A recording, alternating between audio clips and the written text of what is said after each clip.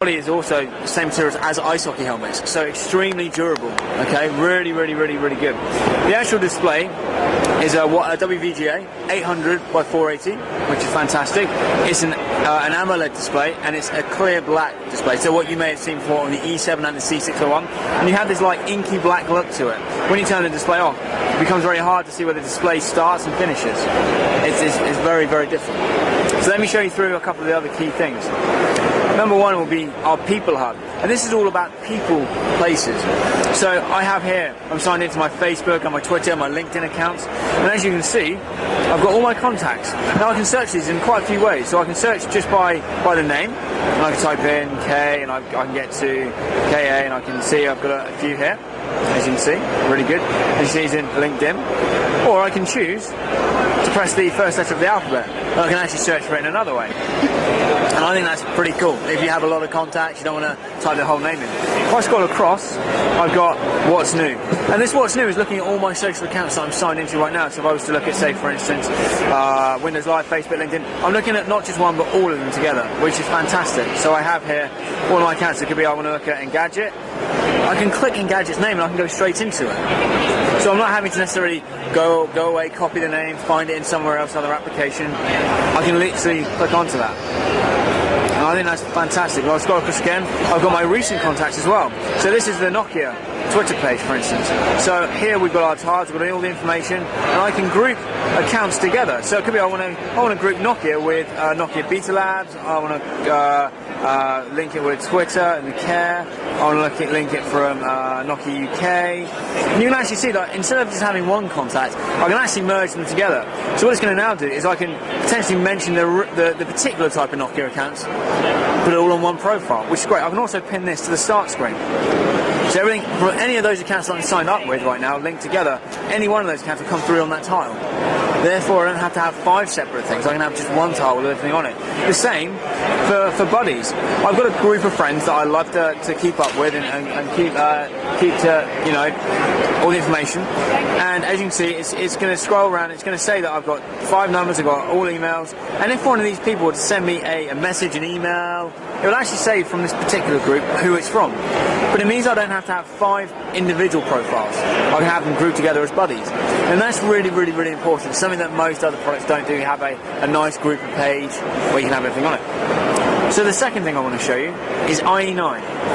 So IE9 here is the same experience we have on the desktop. We have full support for HTML5, which is fantastic, so the future-proof of web development content and how we deliver it. We've got a hardware acceleration on the product as well. So inside it with a 1.4 gigahertz Snapdragon, that is, again, it's going to be used for hardware acceleration as well as the dedicated GPU as well, which is fantastic. Could you load Nokia Mobile Blog really quick on the... Yeah, we'll see. So it's the Nokia...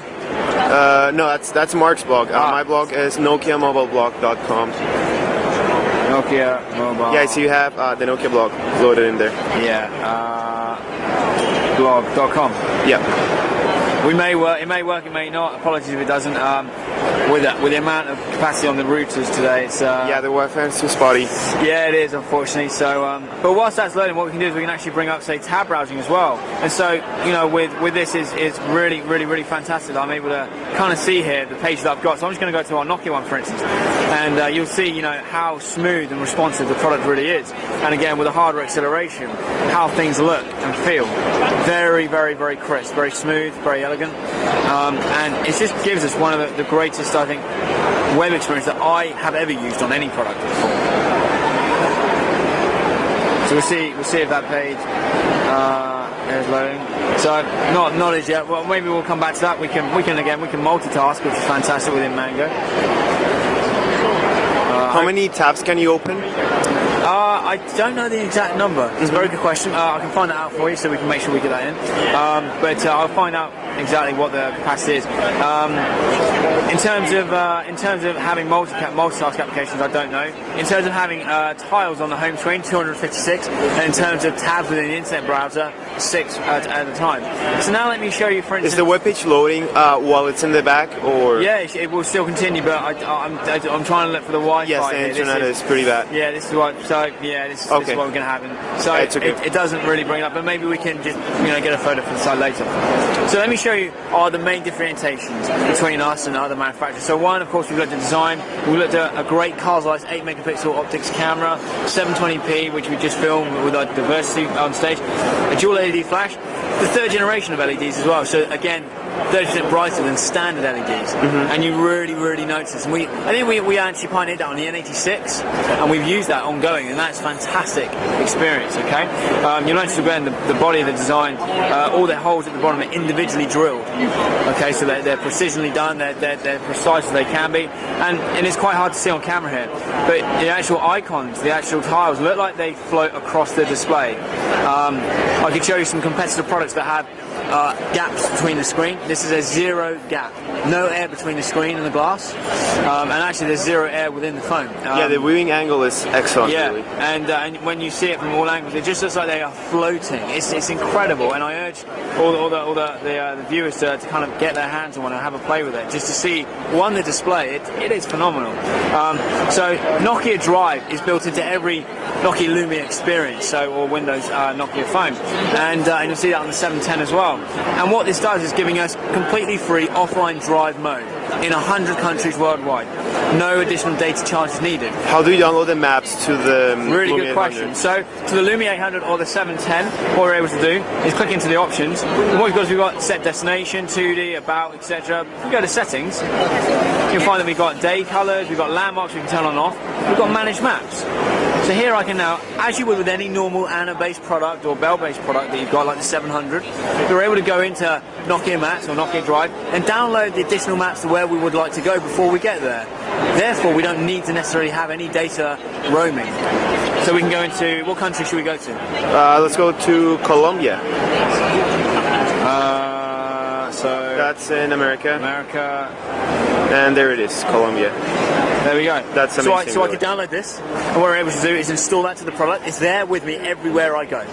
Everywhere I go. And of course, once we want to delete that, we can do. So you don't have to plug the phone to computer like you did with the Nokia and Series phones, where we had to use Nokia Map Loader. But that actually changed probably about a year ago. We've been able to use Wi-Fi downloading for about a year now in say Symbian Anna and the new future Bell products, and therefore I haven't actually used a Nokia OV Suite application to download map data for quite some time, and that includes the voices as well. So we can easily get rid of these map information as well. So look at that. So you can get rid of map data once you've got it on there. But yeah, we can click into settings and we can get things like this, voices, and we can download others. Download voices, different voices? Yeah, so again, you can go into this again, Wi-Fi dependent. You can see just how many languages there are. I believe it's 100 languages, or nearer to 100 languages. Can you show us Nokia Music really quick? Yeah, absolutely.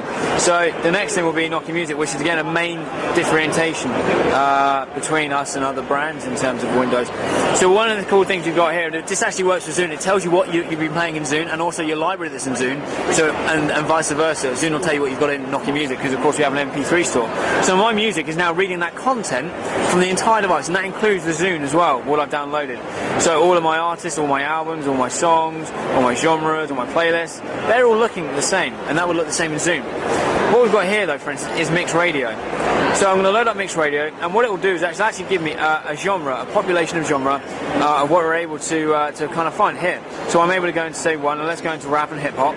It's going to find that particular genre, and it's going to give me all the other information about it. Now I can, if I want to, press and hold on one of these and make that available offline for 4 weeks. It will stay in the phone for 4 weeks. It will stay in the phone for 4 weeks, and I can do that for four other offline playlists. So I always have music with me, regardless of whether I have internet connection. After that 4 weeks, it allows you to update the actual playlist, because of course then we want you to have the latest music. But I can easily just play this. I can stream this on Wi-Fi 3G, and I can run this in the background, and I'll show you that once it starts to play. We can also use this for buying music via the Nokia store. So MP3 downloads we can do, and you'll see this button here. Once the music starts to play, we actually link this button into the Nokia MP3 store, therefore we can go ahead and buy it. So once it starts to play, we'll see we get some album artwork from the actual content, and if we have an artist page within the music store or Zune, it'll actually bring that page up in the background, the artist page. If I was to click here, you'll find that we're now in the music, the MP3 download, and I can download that. Again, I've got recommendations. So you pay for it and then it downloads? Yeah, with your Nokia account. Okay. So if you have a registered credit or debit card, and as you can see, it's not the artist page, but it does give you a really nice look. So you can also buy music from the Nokia music app? Absolutely. So MP3 style, rather than having pay. Does it compete with Zune, since you can also buy songs in the App Store, in the marketplace? You can still buy apps and music and games in the marketplace, absolutely. But we've got an MP3 store you can buy from Nokia as well. Okay. And so you have two options in one phone. Absolutely. And we urge developers so when they want to create an application, we can forward load them onto the Nokia MP3 store. Therefore, again, revenue streams work in all areas. If I lock the phone and I unlock it, or you'll see that I've got the music at the top. So what it's doing, it's not just giving me the information from Zoom, but it's giving me the information from, for instance, Nokia Music. As you can see there, and I can jump into that application if I'm not already in it. So if I come out of this and go into it, jump me back into the app. Very, very cool. The last thing I want to show in Nokia Music, for instance, is gigs. So what this is going to do is going to find where we are, near to me, all the local gigs that are going to happen either today or a couple of days later. And it's going to give me the area where it is and information. And at a later stage, you'll be able to purchase them from this as well. You will be able to purchase tickets from... at a later stage. Okay. Things need to be worked out, but things, as you can see, this is the first build, and again, Wi-Fi dependent. At a later stage, you will be able to purchase gig tickets from this as well.